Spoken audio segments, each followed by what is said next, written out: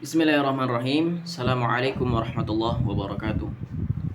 Alhamdulillahi wal mursalin wa ala alihi wa sahbihi wa man tabi'ahu bi ihsanin ila yaumiddin amma ba'du. Baik, di sini saya akan mempresentasikan atau mereview kembali yaitu tentang judul-judul dari pembahasan matkul ilmu pendidikan Islam yang pernah kita pelajari pada semester lalu. Jadi di sini akan mereview beberapa judul. Di sini ada kurang lebih sekitar 11 judul yang akan saya bahas pada kesempatan kali ini. Baik. Jadi di sini untuk materi yang pertama adalah konsep dasar ilmu pendidikan Islam. Jadi apa sih itu konsep ilmu pendidikan Islam? Jadi yang dimaksud dengan ilmu pendidikan Islam itu ialah ilmu yang berlandaskan dengan agama Islam, yang teori dan konsep-konsepnya itu digali dan dikembangkan melalui pemikiran dan penelitian ilmiah yang berdasarkan dengan Berdasarkan dengan petunjuk dari Al-Quran dan As-Sunnah. Di sini ada beberapa ringkasan tentang karakteristik ilmu pendidikan Islam. Jadi dalam perbincangan sehari-hari sering kali kita itu dikacaukan antara pengertian ilmu pendidik dengan ilmu pendidikan. Padahal keduanya itu jelas sangat berbeda ya teman-teman. Karena meskipun memiliki banyak kesamaannya. Kemudian objek ilmu pendidikan. Jadi dalam ilmu pendidikan itu memiliki dua objek, apa saja? Yaitu objek materi dan objek forma. Kemudian objek kajian dan sistematik sekalipun dalam objek ilmu pendidikan Islam itu manusia dalam kedudukannya sebagai makhluk pendidikan. Akan tetapi karena luasnya jangkauan pendidikan Islam terhadap manusia menyebabkan ruang lingkup ilmu pendidikan Islam itu cukup luas dan kompleks. Kemudian yang kedua adalah sumber dan dasar ilmu pendidikan. Jadi sumber-sumber dan pendidikan Islam itu berasal dari kata bahasa Arab yang disebut dengan masdar yang jamaknya mushadir, dapat diartikan sebagai titik tolak atau sumber asli yang tidak terbatas, dan kalimat kata kerja dan mutlak atau tujuan yang internal. Jadi di sini akan kita bahas tentang beberapa sumber-sumber dasar ilmu pendidikan Islam. Yaitu yang pertama apa? Yang pertama sudah pasti Al-Quran. Al-Quran itu merupakan sumber pertama yang paling diutamakan dalam Islam. Karena apa? Dari sekian banyaknya dalil-dalil, yaitu orang-orang ataupun para ulama itu mengambil dari Al-Quran karena sumber utamanya adalah Al-Quran. Kemudian yang kedua adalah As-Sunnah. As-Sunnah atau lebih kita kenal dengan hadis ya. Jadi apa sih As-Sunnah itu? Jadi di sini ada definisi sebagai sesuatu yang didapatkan dari Nabi Muhammad, yaitu baik dari perkataannya, kemudian perbuatannya, kemudian sifat dan budi pekertinya beliau, maka itulah yang disebut dengan sunnah atau hadis. Kemudian yang ketiga adalah ijtihad. Ijtihad itu apa? Ijtihad itu adalah hasil pemikiran para fuqaha atau para ulama dalam menetapkan suatu hukum syariat gitu. Kemudian sejarah Islam yang keempat adalah pendidikan sebagai sebuah praktik yang pada hakikatnya itu merupakan sebuah peristiwa sejarah. Makanya dari situ kita sebagai umat Islam kita belajar dari sejarah supaya bisa mengambil pelajaran dari sejarah-sejarah Islam dahulu. Jadi kan banyak banget pelajaran yang bakal kita dapetin dari kita mempelajari sejarah. Kemudian yang kelima adalah muslahat, al-mursalah, dan urf. Muslahat, al-mursalah, dan urf itu secara harfiah berarti dengan kemaslahatan ummah ya, atau kemaslahatan umum lah. Jika kita lebih komplekskan lagi ya. Makanya dalam arti yang lazim digunakan yaitu undang-undang, peraturan atau hukum yang tidak disebutkan secara tegas dalam Al-Quran, namun dipandang perlu diadakan demi kemaslahatan umat. Kemudian yang selanjutnya adalah dasar pendidikan Islam. Dasar pendidikan Islam adalah tauhid ya. Sudah kita tahu bahwa ketika orang itu tidak bertauhid, maka semua amalannya itu akan sia-sia. Jadi yang paling utama ataupun fondasi dari keimanan seorang itu adalah dengan tauhid itu. Kemudian yang ketiga adalah tujuan pendidikan Islam, pendidikan nasional dan pendidikan barat. Jadi sebelum kita bahas tentang tujuannya, kita harus tahu dulu apa sih hubungan antara pendidikan Islam, nasional dan barat, yaitu berusaha secara beriringan dalam pengembangan dan pembinaan iman, akhlak, moral, budi pekerti, dan penguasaan ilmu dan pengetahuan bagi seluruh bangsa Indonesia. Jadi kita masuk ke dalam tujuan pendidikan. Tujuan pendidikan Islam itu dipandang sebagai proses bimbingan jasmani rohani berdasarkan ajaran agama Islam menuju terbentuknya kepribadian utama menurut ukuran Islam. Yang kedua adalah tujuan pendidikan nasional adalah untuk mencerdaskan kehidupan bangsa dan mengembangkan manusia seutuhnya. Yang ketiga adalah pendidikan barat, berlandaskan secara spesifik filosof yang digunakan untuk mengembangkan dan membangun pengetahuan dalam mencapai tujuan hidup. Kemudian yang keempat adalah sistem pendidikan Islam dan sistem pendidikan nasional. Jadi sistem pendidikan Islam berarti cara dan langkah yang tersusun berdasarkan sumber-sumber ajaran agama dalam melaksanakan usaha pendidikan secara baik dan teratur untuk mencapai tujuan pendidikan Islam. Dalam sistem pendidikan Islam itu berasal dari tiga kata, yaitu pendidik, Islam,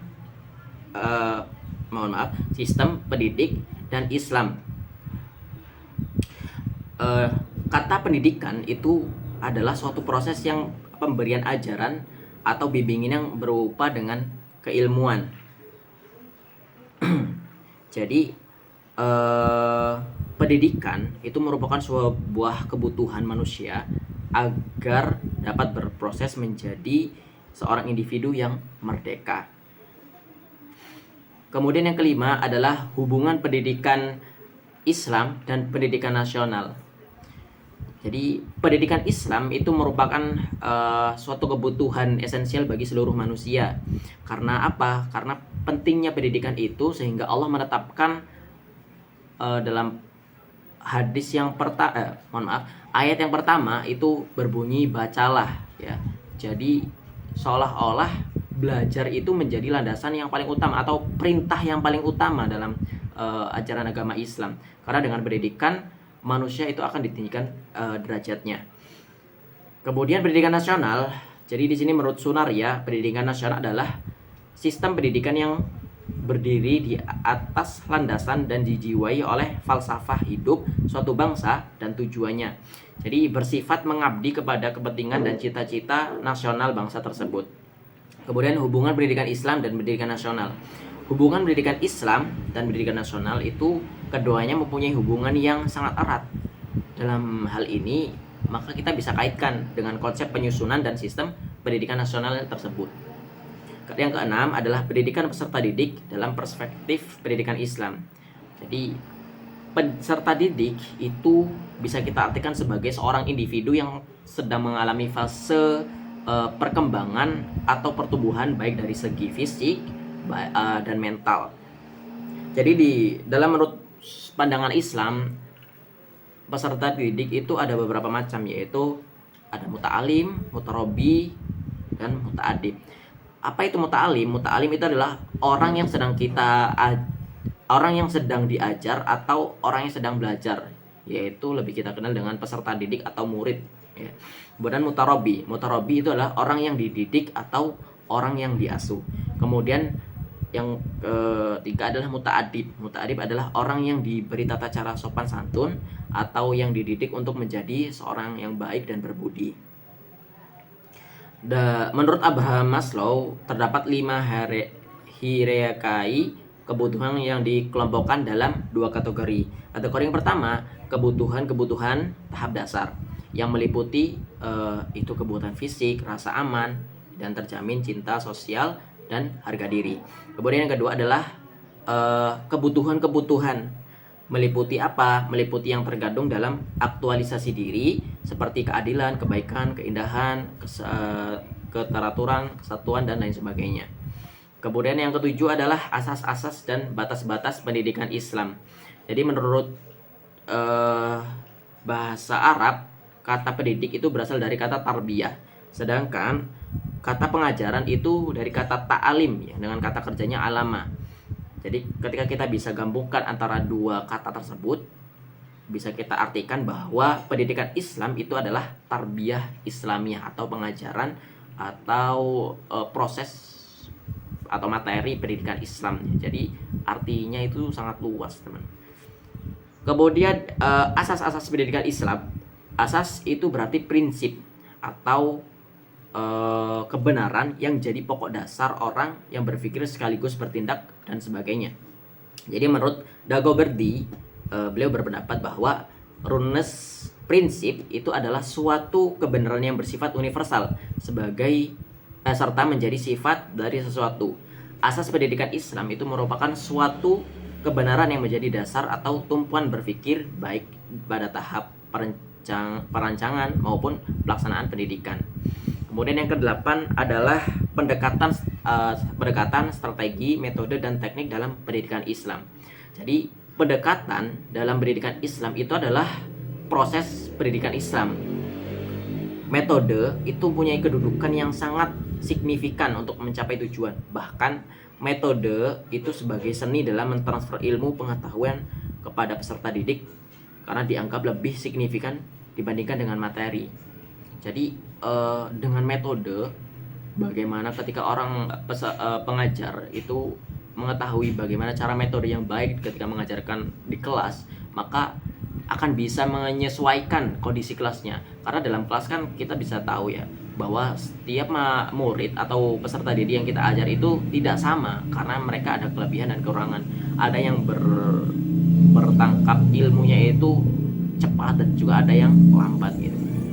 Jadi metode pendidikan Islam itu adalah segmentasi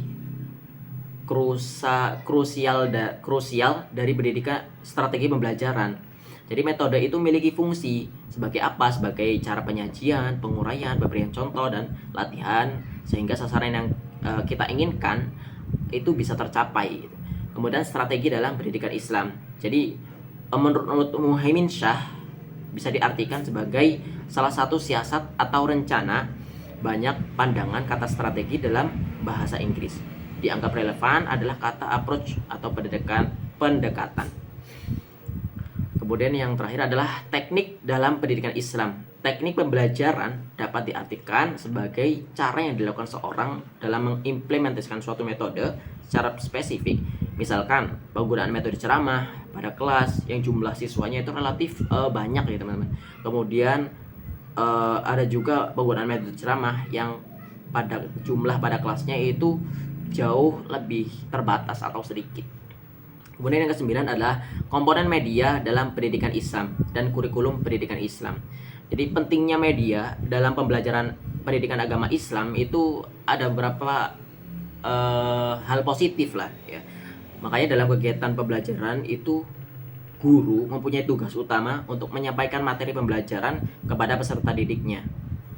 Jadi komunikasi ini adalah suatu sarana yang kalau bisa dimanfaatkan dengan baik sebagai sarana untuk mempermudah dalam proses pembelajaran. Ya. Jadi di sini ada beberapa kriteria dan prosedur dalam pemilihan media pembelajaran agama Islam. Karena media itu ketika kita gunakan dengan positif itu kan jauh lebih baik. Tapi ketika peserta didik menggunakan media dengan salah, ya maka akan berakibat buruk juga. Jadi ada beberapa kriteria, yaitu yang pertama, media yang dipilih itu hendaknya sesuai dengan tujuan pembelajaran yang ditetapkan. Kemudian metode yang dipilih juga dapat menjelaskan informasi atau materi yang dapat disampaikan. Kemudian ketersediaan media yang ada di sekolah atau kemampuan guru dalam merancang media. Kemudian kondisi siswa atau media yang dipilih disesuaikan dengan kondisi siswa juga. Kemudian yang terakhir adalah biaya yang dikeluarkan sesuai dengan manfaat yang didapatkan dari penggunaan media tersebut. Kemudian yang 10 adalah pengembangan materi dan evaluasi dalam pendidikan Islam. Jadi evaluasi itu butuh atau sangat penting sekali. Untuk apa? Supaya kita itu bisa mengetahui proses dalam pendidikan Islam ini butuh yang namanya perkembangan. Jadi kalau seandainya tidak kita evaluasi, maka pendidikan Islam itu akan stagnan, hanya itu saja. Jadi ketika ada evaluasi, maka kita bisa tahu mana yang harus kita perbaiki dan mana yang harus kita lengkapi supaya bisa jauh lebih baik lagi. Jadi pengertian dan tujuan evaluasi dan pengembangan pendidikan itu secara harfiah berasal dari kata Inggris, yaitu evaluation, yang berarti penilaian atau penaksiran. Jadi unsur-unsur evaluasi pengembangan serta kedudukannya dalam pendidikan Islamnya. Evaluasi dan pengembangan pendidikan itu sebagaimana tersebut di atas amat dipentingkan dan diperhatikan dalam Islam. Kemudian yang 11 adalah tanggung jawab dan penanggung jawab dalam pendidikan Islam. Jadi konsep tanggung jawab dan pendidikan Islam diterapkan dengan mengedepankan prinsip-prinsip manajemen yang meliputi pembagian kerja, kejelasan dalam wewenang dan tanggung jawab, disiplin, kesatuan komando, kesatuan arah, lebih memprioritaskan kepentingan umum atau organisasi daripada kepentingan pribadi. Jadi di sini ada beberapa peran ya untuk peran tanggung jawab dan tanggung jawab, yaitu yang pertama adalah peran orang tua dalam pendidikan Islam. Orang tua itu memiliki peran yang sangat penting dalam pendidikan Islam. Karena apa? Karena beberapa peran orang tua dalam pendidikan Islam itu diantaranya memberikan teladan, mengajarkan nilai agama, mendorong keterlibatan dan aktivitas keagamaan dan lain sebagainya. Kemudian peran guru dalam pendidikan Islam. Dalam pendidikan Islam, guru itu memainkan peran yang penting juga ya, karena dalam membentuk pikiran dan karakter siswa, mereka itu tidak hanya bertanggung jawab dan menanamkan pengetahuan, tetapi juga menanamkan nilai-nilai moral, kemudian membimbing siswa menuju jalan yang benar. Kemudian peran masyarakat dalam pendidikan Islam. Peran masyarakat dalam pendidikan Islam itu juga sangat penting, karena masyarakat itu memiliki tanggung jawab untuk mendukung dan memfasilitasi proses pendidikan Islam. Kemudian yang terakhir adalah dampak tanggung jawab dan penanggung jawab dalam pendidikan. Jadi Islam itu menerapkan tanggung jawab dan penanggung jawab yang kuat, dapat membentuk individu yang memiliki karakter yang kuat dan etika yang baik. Karena hal ini itu dapat berkontribusi pada pembentukan masyarakat yang lebih baik dengan nilai-nilai agama yang kuat. Jadi dampak positifnya itu terlihat gitu. Jadi mungkin itu saja yang dapat saya sampaikan. Kurang lebihnya saya mohon maaf. Pada Allah saya mohon ampun. Billahi taufiq wal hidayah. Assalamualaikum warahmatullahi wabarakatuh.